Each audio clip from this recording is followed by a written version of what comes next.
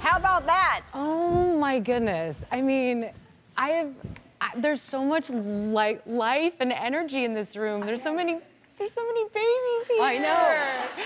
Brand new life. It's so exciting. And I'm telling you, it's my favorite show every year that we do. It's just so much fun. Oh my gosh. Thank you for having me here on this show. Thanks for being here. I can't believe this is the last time we were going to do this together. I know. And it's been so fun. And on this show of all shows, this is cool. Thanks for having me. Thank you for being here. Well, what do you remember about your first pregnancy? What advice do you have for them, and what do you remember? Well, I remember the good stuff. Thank goodness, right? You forget about the really hard, scary stuff. And advice, God, that's always such a hard question, but I do remember someone saying to me, I was feeling so overwhelmed by all the different advice. You guys are probably getting, advice from everybody on the street. And somebody said, take it easy, because everyone who's giving you that advice had no idea what they were doing either. So you're gonna be fine, just go with your gut. And it felt like such a relief to go, okay, I don't have to take everybody's advice because it's not necessarily gonna work for me, it's not necessarily gonna work for my baby. Yeah. And it's probably conflicting information. Somebody's telling you one thing and somebody's, oh no, don't do it that way. 100%. You're always going, wait, huh? You have no idea what to do or where to turn. I would think the hardest thing to do is to let them, when they start, obviously in the beginning, but to let them cry so that they have their own room until they learn that they're safe being by themselves. I would think that I would break I can't even crate train a puppy. Like leaving a baby crying would be like, oh my God, like, did you do that?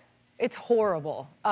We did it sort of like gently with our first son, Silas, which was awful. I mean, I would sit out on the bench outside of his room just in tears, just counting the seconds. It would get to 30 seconds and I would go rushing in, Second one, he's fine.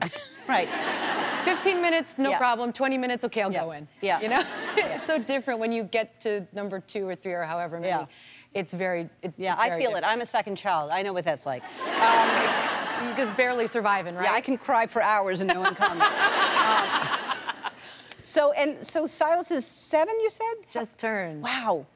I know. And how old is the new little thing that you didn't name? Yeah. Phineas is 21 months. That's a cute age, It's a really cute age. He is, man, he's all over the place. We're exhausted, but he is so cute. Do they have the same type energy? They do. They do. Both of our boys never stop. I mean, it is constant.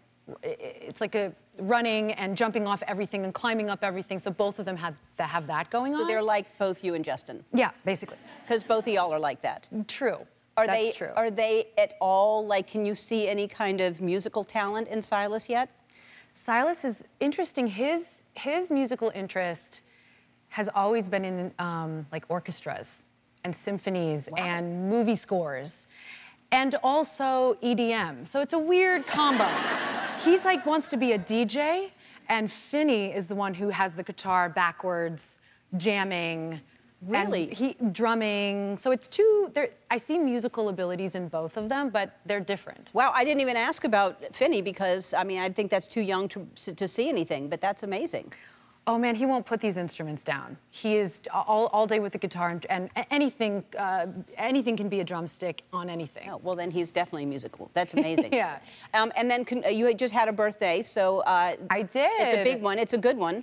It is a big, good one. Yeah. And did Justin do anything special for you? Did he surprise you? He did. He did surprise me. He threw me such an amazing party, and he flew his band in, and he performed for me, which is... I mean, look, I will go head-to-head with anybody, but I'm his #1 fan. And I mean, like, who do I want to see on my birthday is him and his band. I mean, he's my favorite. I love that he performed for you on your birthday. And he performed all covers of songs that made up our time together. Wow. So, like, everything from Feist to Radiohead to Donny Hathaway to, gosh, I mean, it just goes on and on. What Radiohead did he do? Maybe he did Nude. Wow, very cool. Yeah, I mean, his voice on Radiohead is something else. Well, his voice, I'm kind of right up there with #1 fan. You know how much I know. But let's talk about you. Let's talk about Candy, because this is a true story, which is crazy that it's a true story. It is crazy. It's I hadn't heard of. Had you heard of it? Neither have I. No, neither had I. No. This is a story about a woman in 1980 in Wiley, Texas, a suburban housewife, basically, who has a triggering moment and kills her friend, basically. And it's a really incredible story because what happens in the end, I'm not sure if I should... Don't get... No. I'm like, hold on, I'm about to spoiler alert my own show. Do not give away the end. But the ending is very surprising. Yeah. And it's a super intriguing story about what happens when you get pushed to the edge, you know? It's amazing, and your accent, and you were fantastic in it. You really are fantastic in it. Thank you. All right, Candy premieres Monday on Hulu, and we're going to play a game right after this.